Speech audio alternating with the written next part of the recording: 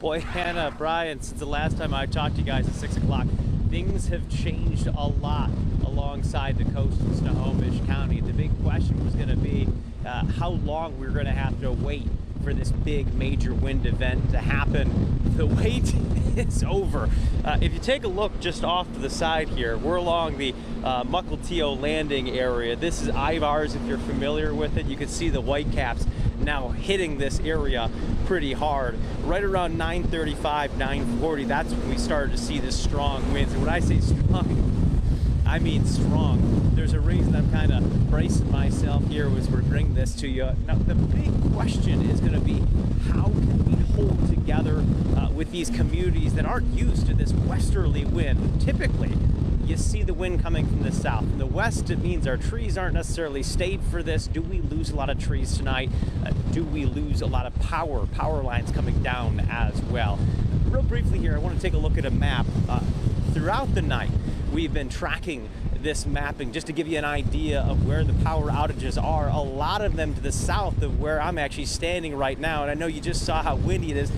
This is just starting up here in Snohomish, so we're going to see a lot more pile onto this map in the coming hours. Some of the biggest gusts we've seen so far today have been in the Seattle, or excuse me, the SeaTac and the Tacoma areas. We saw wind gusts top 50 miles an hour. Well, back out here live, we're looking at gusts that could hit 60 miles an hour. And when you see 60 miles an hour, you don't just see a guy getting soaked on camera. You also see the possibility of crashes. You see the possibility of those trees uprooting, and you see power lines going down. In fact, when the National Weather Service put their report out, they warned that it was likely, not a possibility, but it was likely to see a lot of trees and a lot of power outages in this area. And I can tell you, just from being out here 15-20 minutes, it's hard to imagine that we don't get through this night without thousands of people in Snohomish County losing power. The big trouble spots where I stand right here in Mukilteo, you're also going to see Everett, Edmonds, and Linwood. Those are kind of the key spots they're going to be seeing a lot.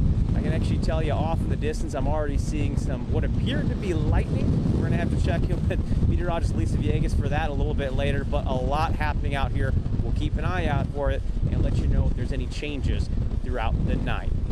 For now, live in Mukilteo, Matthew Smith, Fox 13 News.